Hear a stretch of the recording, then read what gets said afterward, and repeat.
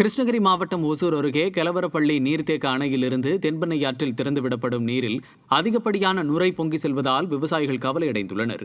கெலவரப்பள்ளி நீர்த்தேக்க அணையிலிருந்து பாசனத்திற்காக தென்பெண்ணையாற்றில் நீர் திறந்துவிடப்பட்டுள்ள நிலையில் அணையின் வலது இடது புற கால்வாய்களிலும் தென்பெண்ணையாற்றிலும் குவியல் குவியலாக நுரை பொங்கி துர்நாற்றத்துடன் நீரானது வெளியேறி வருகிறது. இதனால் விவசாயிகள் கவலையடைந்துள்ளனர். தனியார் தொழிற்சாலைகளில் தேக்கி வைக்கும் ரசாயன கழிவுகள் தென்பெண்ணையாற்றில் வெளியேற்றப்படுவதால் நுரை பொங்கி துர்நாற்றம் வீசுவதாக விவசாயிகள் குற்றம் சாட்டியுள்ளனர்.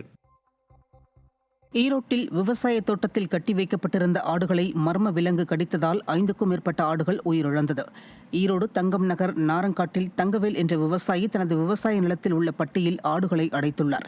இந்த நிலையில் காலை வந்து பார்த்தபோது அதில் 5க்கும் மேற்பட்ட ஆடுகள் மர்ம விலங்கு கடித்ததில் உயிரிழந்து கிடந்துள்ளதை பார்த்து அதிர்ச்சியடைந்தார். மேலும் ஆடுகளை மர்ம விலங்கு கடித்ததால் அப்பகுதி மக்கள் அச்சமடைந்துள்ளனர். திறனற்ற திமுக அரசு உரிய நிவாரணம் வழங்க வேண்டுமென பாதிக்கப்பட்டவர்கள் வலியுறுத்தியுள்ளனர். தூத்துக்குடியில் NTPL அனல்மின் நிலையத்தில் பணிபுரியும் ஒப்பந்த தொழிலாளர்கள் பல்வேறு அம்ச கோரிக்கைகளை வலியுறுத்தி 12வது நாளாக வேலை நிறுத்த போராட்டத்தில் ஈடுபட்டனர். NTPL அனல்மின் நிலையத்தில் சுமார் 1370 ஒப்பந்த ஊழியர்கள் பணிபுரிந்து வரும் நிலையில் அவர்களுக்கு NLC நிறுவனத்தில் வழங்குவது போன்று ஊதிய உயர்வு வழங்க வேண்டும் என சென்னை உயர்நீதிமன்றம் உத்தரவிட்டது.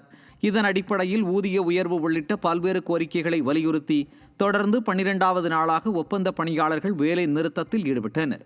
இதனால் 500 மெகாவாட் வரை மின் உற்பத்தி பாதிக்கப்பட்டுள்ளதாக தெரிவிக்கப்பட்டுள்ளது. ராமநாதபுரம் மாவட்டத்தின் பல்வேறு பகுதிகளில் மருத்துவ கழிவுகள் கொட்டப்படுவதாக குற்றச்சாட்டு எழுந்துள்ளது.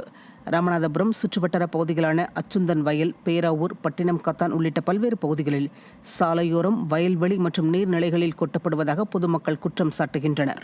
உரிய பாதுகாப்பு விதிமுறைகளின்றி மருத்துவ கழிவுகளை பொதுவெளியில் கொட்டுபவர்கள் மீது கடுமையான நடவடிக்கை எடுப்பதாக வெற்று அறிவிப்பு வெளியிட்ட ஸ்டாலின் அரசு எந்த நடவடிக்கையும் எடுக்காமல் ஆழ்ந்த உறக்கத்தில் இருப்பதாக பொதுமக்கள் குற்றம் சாட்டுகின்றனர்.